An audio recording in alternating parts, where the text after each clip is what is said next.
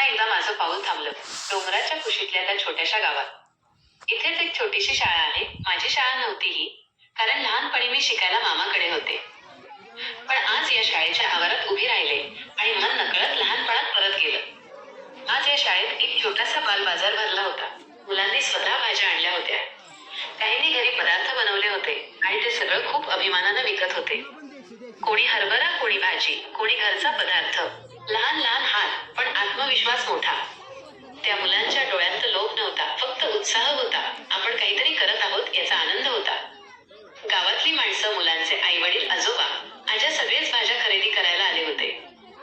पैशांपेक्षा त्या व्यवहारात माया जास्त होती, आशीर्वाद जास्त होते. आज या शाळेत हळदी कुंकूचाही कार्यक्रम होता. बायका, मुलं सगळे एकत्र. साधी साडी, हसरी चेहरे आणि मनापासून दिलेले आशीर्वाद. त्या बायकांच्या चेहऱ्यावर कोणताही दिखावा नव्हता, फक्त निरागस आनंद होता. मुलं इकडे तिकडे धावत होती.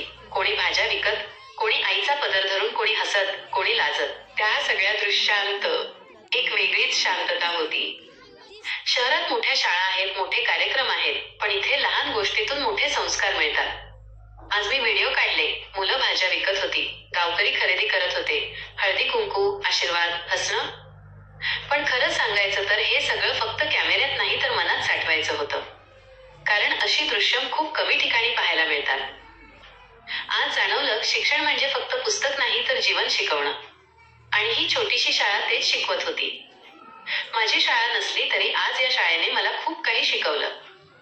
जर तुम्हालाही गावाकडचं खरंखुरं आयुष्य, मुलांची निरागसता आणि नात्यांची उभं पाहायला आवडत असेल. नमस्कार. आज आमच्या शाळेत जिल्हा प्राथमिक शाळा येथे भाजी मंडळीचे आयोजन केले आहे व त्याचबरोबर खाऊ गल्लीचे आयोजन केले आहे.